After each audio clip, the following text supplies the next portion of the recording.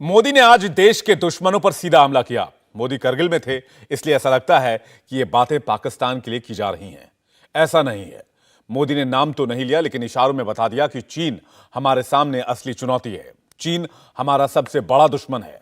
तो फिर इस चीन में क्या चल रहा है? इस चीन को कौन चला रहा है? तानाशाह शी जिनपिंग ने हू जनताओं को जैसे अपने विरोधी को धक्का देकर भरी बैठक से बाहर निकलवा दिया। तो अब बचा कौन? बचे वो लोग हैं जो जिनपिंग के यस मैन हैं, उसकी हां में हां मिलाने वाले। यही जिनपिंग की नई टीम है। अब उसे कोई रोकने वाला नहीं है। जिनपिंग ही पार्टी है, जिनपिंग ही सरकार है। कम्युनिस्ट चीन के संस्थापक चेयरमैन माओ के बाद अब जिनपिंग चीन के सबसे पावरफुल लीडर बन चुके हैं। उनका इरादा अगले 5 साल नहीं, उम्र भर शासन करने का है। जिनपिंग की इस एब्सोल्यूट पावर का क्या मतलब है, यह सब कुछ जानना बहुत जरूरी है, इसलिए यह रिपोर्ट जरूर देखिए।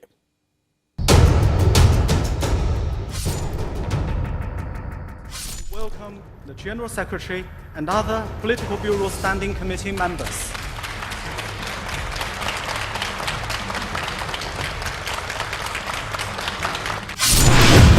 बीजिंग के ग्रेट हॉल ऑफ पीपल के मीडिया सेंटर का विशाल दरवाजा खुलता है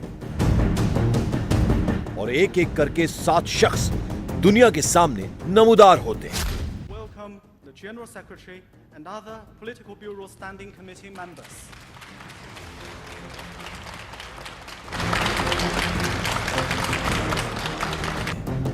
इनके नाम हैं शी जिनपिंग, ली चियांग, झाओ लेजी, वैंग हुनिंग, ताई ची, डिंग शुएशियांग और ली शी।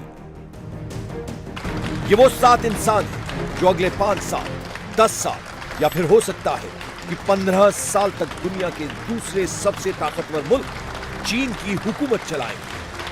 चीन की कम्युनिस्ट पार्टी के ये सबसे आला नेता ही सरकार भी होंगे और पार्टी भी, कैबिनेट भी होंगे और दरबारी भी।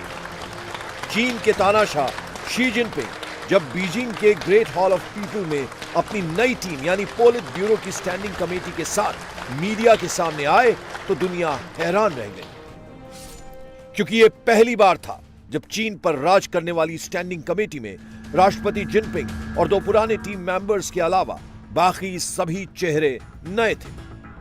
पूरी टीम शी जिनपिंग के वफादारों से लैस थी। खुद जिनपिंग ने अपनी नई टीम का इंट्रोडक्शन दुनिया से कराया। 世界发展也需要中国。经过改革开放40多年不懈努力，我们创造 आपकी इजाजत से मैं आपके सामने अपने उन 6 साथियों को पेश करता हूं, जिन्हें इस बैठक में पोलिट ब्यूरो की स्टैंडिंग कमेटी का सदस्य चुना गया है। इनके नाम हैं comrade Li Qiang, comrade Zhao Leji, comrade Wang Huning, comrade Cai Qi, comrade Ding Xuexiang और comrade Li Xi. Comrade Zhao Leji और कॉमरेड वैंग हुनिंग पहले भी पोलिट ब्यूरो की स्टैंडिंग कमेटी के सदस्य रहे हैं। ये दोनों कम्युनिस्ट पार्टी की 19वीं बैठक में चुने गए थे। बाकी के 4 सदस्य चाइनीज कम्युनिस्ट पार्टी की सेंट्रल कमेटी के पोलिट ब्यूरो के सदस्य रहे थे। उम्मीद है कि आप सब उन्हें अच्छे से जानते होंगे। 推动高质量发展，以自身发展为世界创造更多机遇。 शी जिनपिंग ने प्रधानमंत्री ली कचियांग को हटाकर पूर्व राष्ट्रपति हू जिनताओ को मीटिंग से बाहर करके चीन पर राज करने के लिए अपने वफादारों की नई टीम बनाई है। उनकी इस टीम के 4 नए मेंबर सबसे अहम हैं, क्योंकि ये चौकड़ी ही आने वाले वक्त में तानाशाह जिनपिंग का हुक्म बजाएगी। चीन की सरकार और पार्टी की कमान इसी चौकड़ी के हाथ में होगी। इन 4 लोगों के नाम हैं ली चियांग, डिंग शुएशिंग, ली शी और ताई ची। इनमें से सबसे अहम है ली चियांग, जिनके बारे में कहा जा रहा है कि वो तानाशाह शी जिनपिंग के बाद चीन के नंबर 2 नेता हैं। वो ही चीन के अगले प्रधानमंत्री हैं। जिनपिंग के सबसे करीबी हैं। ली चियांग जिनपिंग के सबसे वफादार नेता हैं। लंबे वक्त से उनके साथ काम करते रहे हैं। उनके चीफ ऑफ स्टाफ भी रह चुके हैं। दुनिया भर के चाइना एक्सपर्ट ये कह रहे हैं कि जिनपिंग अपनी हुकूमत ली चियांग के जरिए ही चलाएंगे। शी जिनपिंग उनको 2004 से ही इस रोल के लिए तैयार कर रहे थे, जब चियांग उनके चीफ ऑफ स्टाफ थे। ली चियांग का अपॉइंटमेंट इसलिए अहम हो जाता है क्योंकि शी जिनपिंग ने ऐतिहासिक रूप से चीन के राष्ट्रपति के तौर पर तीसरा कार्यकाल हासिल किया है। 69 साल के जिनपिंग के बारे में कहा जा रहा है कि वो अगले 5 नहीं 15 साल तक राज करने वाले हैं और वो कम्युनिस्ट चीन के संस्थापक चेयरमैन माओ और चीन की अर्थव्यवस्था के उदारीकरण की शुरुआत करने वाले देंग शाओपिंग को भी पीछे छोड़ने वाले हैं। चेयरमैन माओ अपनी मौत तक चीन के राष्ट्रपति रहे थे। माओ की मौत 83 साल की उम्र में हुई थी। उनके बाद चीन की कमान संभालने वाले देंग शाओपिंग 85 साल की उम्र तक सेंट्रल मिलिट्री कमीशन के चेयरमैन रहे। अभी जिनपिंग 69 बरस के हैं। अगर वो अगले 15 साल सत्ता में रहते हैं तो भी 2037 में उनकी उम्र 84 बरस ही होगी। इसका मतलब यह है कि अगर शी जिनपिंग अगले 15 साल तक चीन के राष्ट्रपति रहते हैं तो भी वो देंग शाओपिंग या चेयरमैन माओ की उम्र के नेता होंगे। इतने लंबे वक्त तक राज करने के लिए शी जिनपिंग को अपने वफादारों की जरूरत होगी। जिनपिंग ने अपनी जो टीम बनाई है उनमें से एक और अहम नाम है ली शी का। शी जिनपिंग की नई टीम में इकलौते ऐसे शख्स हैं जिन्हें डायरेक्ट शी जिनपिंग के अंडर काम करने का तजुर्बा है। 1980 के दशक में ली शी जिनपिंग के पिता के दोस्त के सेक्रेटरी थे। दोनों का रिश्ता तभी से है। स्टैंडिंग कमेटी में ली शी को भ्रष्टाचार निरोधक संस्था की कमान दी गई है। ली शी को जिस एंटी करप्शन बॉडी की कमान दी गई है उसी की मदद से शी जिनपिंग ने कम्युनिस्ट पार्टी में अपने सारे सियासी विरोधियों को निपटाया है।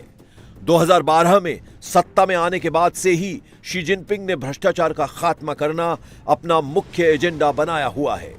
आप कुछ आंकड़ों से ही समझ सकते हैं कि जिनपिंग की एंटी करप्शन ड्राइव कितनी व्यापक रही है। पिछले 10 साल में भ्रष्टाचार के आरोप में चीन में 44 लाख लोगों की जांच की जा चुकी है। जांच के डर से विदेश भागे 10,000 से ज्यादा लोग पकड़कर वापस लाए जा चुके हैं। उनकी $3 अरब से ज्यादा अवैध कमाई जब्त की जा चुकी है। भ्रष्टाचार के जुर्म में कम्युनिस्ट पार्टी और सरकार के कई बड़े नेताओं को सजा हो चुकी है। भ्रष्टाचार के खिलाफ यह अभियान चलाकर शी जिनपिंग ने एक तीर से 2 निशाने साधे हैं। एक तरफ तो उन्होंने अपने विरोधी सियासी नेताओं को ठिकाने लगा दिया, वहीं भ्रष्टाचार को बड़ा मुद्दा बनाकर जनता की हमदर्दी हासिल की और ऐतिहासिक रूप से राष्ट्रपति का तीसरा कार्यकाल हासिल कर लिया। जानकार कहते हैं कि जिनपिंग कब तक तानाशाही तख्त पर बैठे रहेंगे ये किसी को नहीं पता।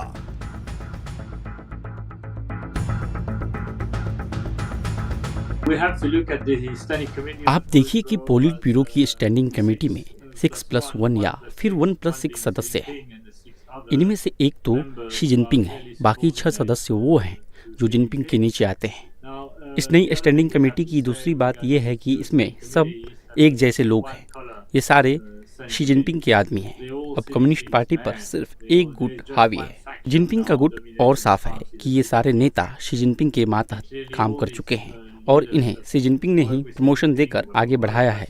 आज की स्टैंडिंग कमेटी में पार्टी के किसी और गुट का नेता शामिल नहीं है। जियांग जेमिन का गुट गायब हो चुका है। हु जिनताओ गुट को किनारे लगा दिया गया है। यहाँ तक कि हु चुनवा तो अब पोलिट ब्यूरो तक के सदस्य नहीं बचे हैं।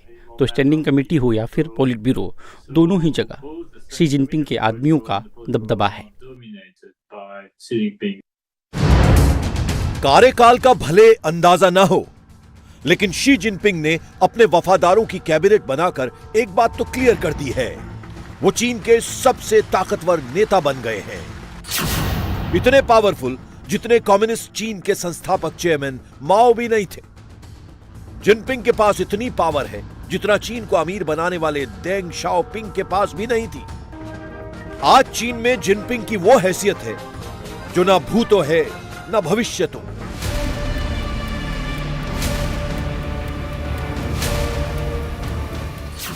अब जिनपिंग ही कम्युनिस्ट पार्टी है, वो ही चीन की सरकार है, उनका विचार ही देश का विचार है।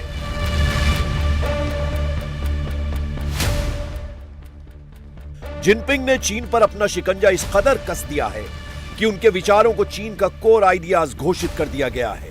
यानी जब तक जिनपिंग राष्ट्रपति रहेंगे तब तक चीन उनके इशारों पर ही चलेगा। जब वो नहीं रहेंगे तो भी चीन उन्हीं के बताए रास्ते पर चलेगा। मुल्क का बेताज बादशाह बनने के बाद जिनपिंग अब दुनिया को बता रहे हैं कि बिना चीन के उसकी गुजर नहीं।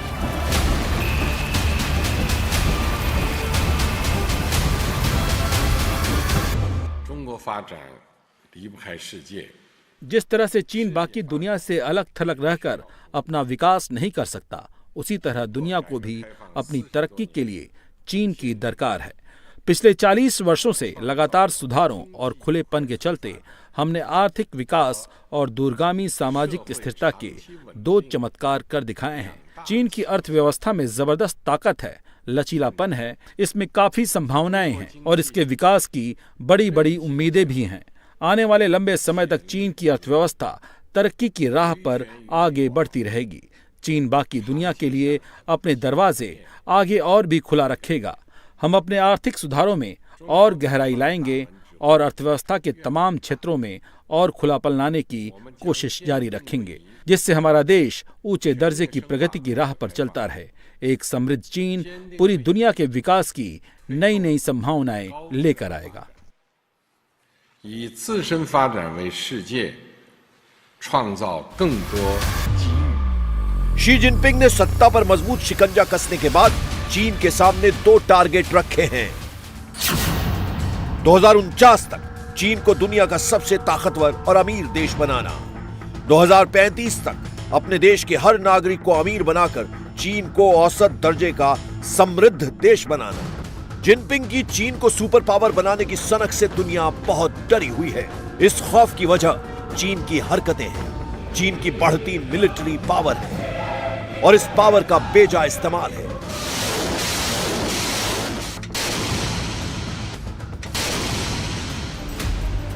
साउथ चाइना सी में अपने पड़ोसी देशों के साथ चीन का सीमा विवाद चल रहा है। वियतनाम, फिलीपींस, इंडोनेशिया जैसे कई देश समंदर में चीन की गुंडागर्दी झेल रहे हैं। चीन उनके इलाकों में घुसपैठ कर रहा है। इन देशों के जहाजों को समंदर में खदेड़ रहा है। शी जिनपिंग चाहते हैं कि वर्ल्ड ट्रेड के इस अहम रूट पर उनका कंट्रोल हो, जिससे वो बाकी दुनिया के व्यापार को रिमोट कंट्रोल से चला सके। तो उधर ताइवान स्ट्रेट्स के पार ताइवान को इस बात का डर है कि तानाशाह जिनपिंग अपनी सेनाएं भेजकर उस पर कब्जा कर लेंगे। पार्टी कांग्रेस में जिनपिंग ने इस बात का ऐलान भी किया था कि ताइवान पर कब्जे से उन्हें कोई रोक नहीं पाएगा।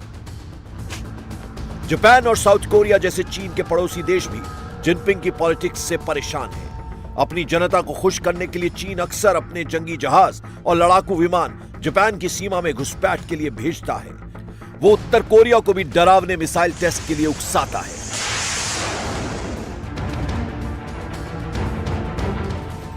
इधर हिमालय की चोटियों पर चीन भारत को आंखें दिखा रहा है, अपनी सैनिक ताकत का जमावड़ा लगा रहा है।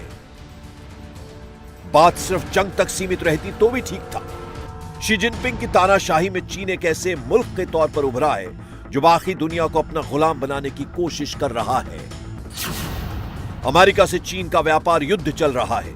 कई देशों पर चीन ने कर्ज का बोझ लाद रखा है। चीन पैसे के बदले अफ्रीका, लैटिन अमेरिका के संसाधन हथिया रहा है।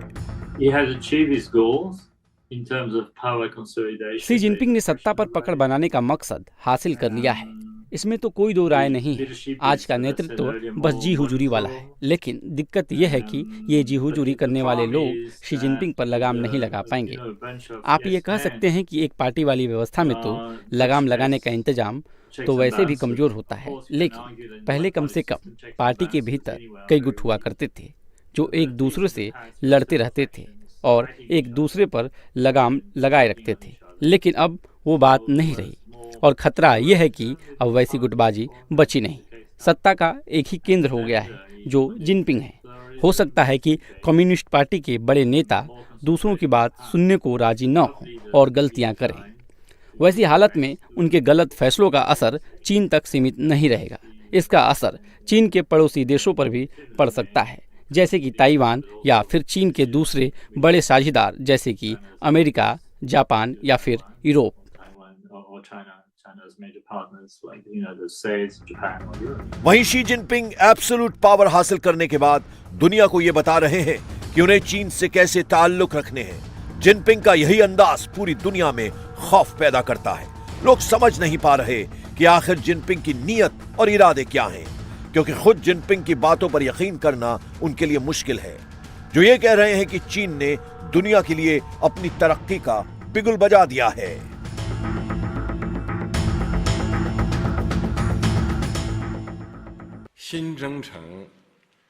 चीन अपने पुराने गौरव और नए ख्वाह हासिल करने का एक लंबा सफर शुरू कर रहा है।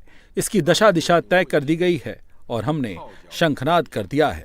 हमें अपनी पूरी ताकत और मेहनत से आगे बढ़ना है और हमारी कोशिश होगी कि हम अपने देश का एक बेहतर भविष्य निर्मित कर सकें। असल में शी जिनपिंग एक ऐसी दुनिया, एक ऐसा वर्ल्ड ऑर्डर बनाना चाहते हैं जो ठीक उनकी कम्युनिस्ट पार्टी की तरह हो। जिनपिंग चाहते हैं कि नई विश्व व्यवस्था के केंद्र में चीन हो और बाकी दुनिया उसका चक्कर काट रही हो, उसकी ताकत के आगे सर झुका रही हो। भारत समेत दुनिया के ऐसे बहुत से देश हैं जो चीन की इस तानाशाही को किसी कीमत पर बर्दाश्त करने को तैयार नहीं हैं। जिनपिंग को चीन में अपनी टीम बनाने की खुली आजादी भले ही मिल गई हो, बाकी दुनिया जिनपिंग को यह इजाजत देने को तैयार नहीं कि वो विश्व को अपने इशारों पर नचाए। इंडिया टीवी हर वक्त हर जगह डाउनलोड करने के लिए सर्च करें India TV news Google play store या ऐप स्टोर पर।